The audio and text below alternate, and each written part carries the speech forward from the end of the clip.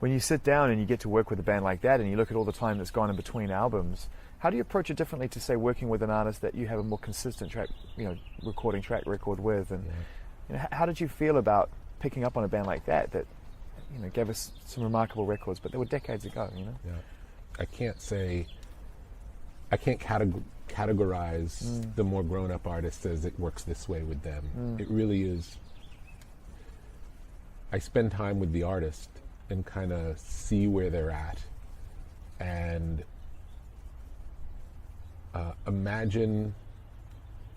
I try to imagine what them at their best is, and then try to set up whatever situations we can to allow that to happen.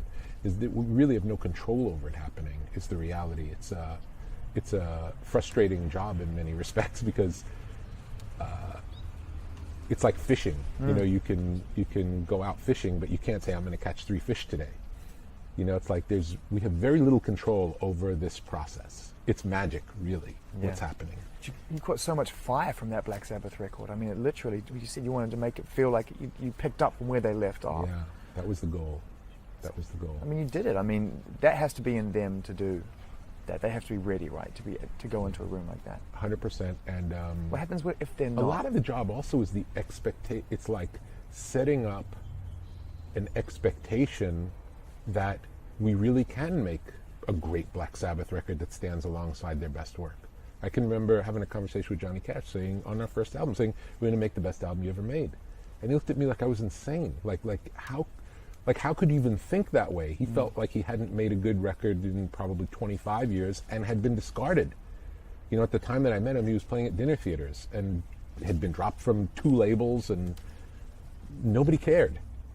So the idea of shifting that, reframing the experience to not just, well, let's just do an album, but let's do whatever it takes for it to be the best album you've ever made. What would that sound like? How would that work?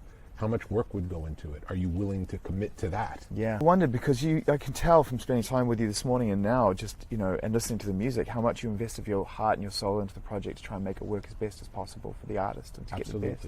And I can only imagine with that kind of commitment comes an equal amount of heartbreak when it doesn't pan out. Absolutely. But it really is like, it all stems from the relationship with the artist and finding that place where together we're working to make this unbelievable thing, and there are no limitations that we put in the way of that happening. You've quite rightly said that it's very different for every artist, and that's why each record 100%. is different and so great. 100%. But you talked about getting to know the artist and getting the relationship moving with the artist to get them to the place where they feel the confidence and they feel the trust in the process. Yeah.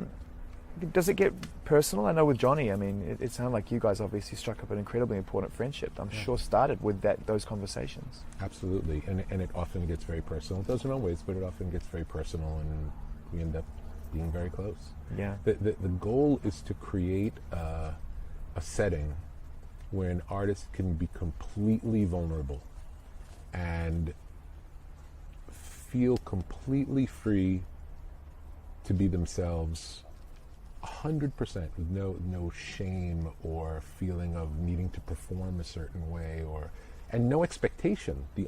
Just really a safe place to be naked, basically. Show their innermost soul. And sometimes it's, as simple as not having anyone else, not allowing anyone to visit the studio. Sometimes when friends are around, an artist wants to perform for the friends. And for some artists, having friends around gets a better performance out of them. Yeah. For other artists, it does the exact opposite. Yeah. So it's like really reading the situation, seeing what's right for that artist, and experimenting. So much of it is experimentation. Very rarely do I go in with a preconception of what it's going to be, other than really good and know that it'll be as long of a journey as it needs to be for it to be really good.